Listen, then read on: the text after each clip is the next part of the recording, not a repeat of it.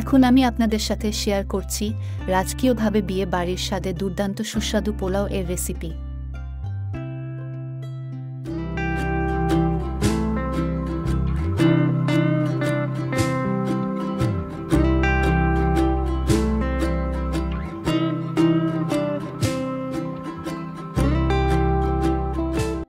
রেসিপিটা শেয়ার করার জন্য গরম তেলে দিয়ে দিচ্ছি তেজপাতা, দিয়ে দিচ্ছি এলাচ লবঙ্গ, এর সাথে আরও দিয়ে দিচ্ছি কুচি করে নেওয়া গাজর,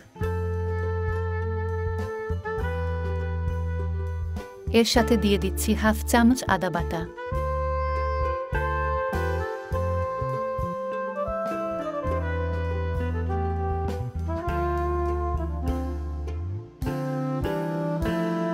চিনি গুঁড়া চাল খুব ভালো করে ধুয়ে 1 ঘন্টার জন্য ভিজিয়ে জল ঝরিয়ে রেখে দিয়েছিলাম, এখন দিয়ে দিচ্ছি।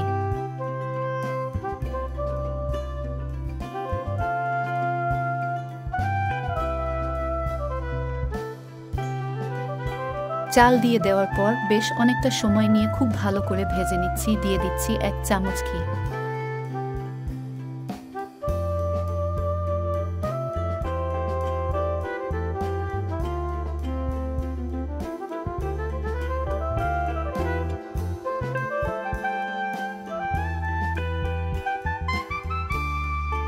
টেস্ট অনুযায়ী দিয়ে দিচ্ছি লবণ, এর সাথে দিয়ে দিচ্ছি হাফ চামচ চিনি। চালটা যখন প্রায় ভাজা শেষ হয়ে গেছে তখন দিয়ে দিচ্ছি চিনি।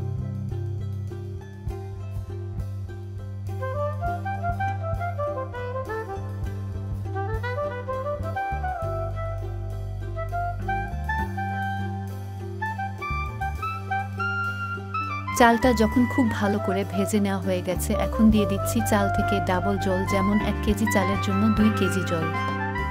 জল কিন্তু আগে গরম করে নিয়েছিলাম, অবশ্যই গরম জলটাই দিতে হবে। গরম জল দিয়ে দেওয়ার পর চালের সাথে খুব ভালো করে নেড়ে মিশিয়ে দিচ্ছি। দিয়ে দিচ্ছি 4 থেকে 5টি কাঁচা মরিচ। এখন একটি ঢাকনা দিয়ে ঢেকে দিচ্ছি। ঢেকে দেওয়ার পর চুলার আঁচটা কিন্তু মোটামুটি লুতে রেখে রান্নাটা করে নিব। যেহেতু ফুটন্ত গরম জলটা দিয়েছি, এর জন্য লো আঁচে রেখে রান্নাটা করে নেব। পোলাও হতে কিন্তু খুব বেশি সময় লাগবে না, 10 মিনিটের মতো লাগবে। কিছু টাইম পর পর ঢাকনাটা তুলে আমি নেড়ে দিচ্ছি। ঢাকাটা তুলে আমি দেখিয়ে দিচ্ছি চালটা কিন্তু মোটামুটি খুব ভালো সিদ্ধ হয়ে গেছে। ঠিক এমন একটা অবস্থায় দিয়ে দিচ্ছি আলু বোখরা কিশমিশ।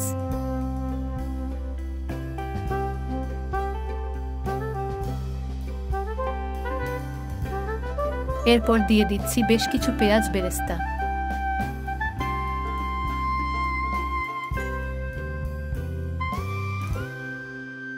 এরপর সবকিছু একত্র করে খুব ভালো করে মিশিয়ে নিয়েছি।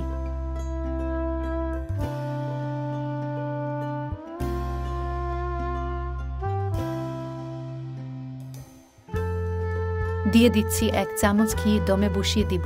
এরপর লো আঁচে রেখে দমে বসিয়ে ওয়েট করছি ঝরঝরে পোলাওটা হয়ে যাওয়ার জন্য।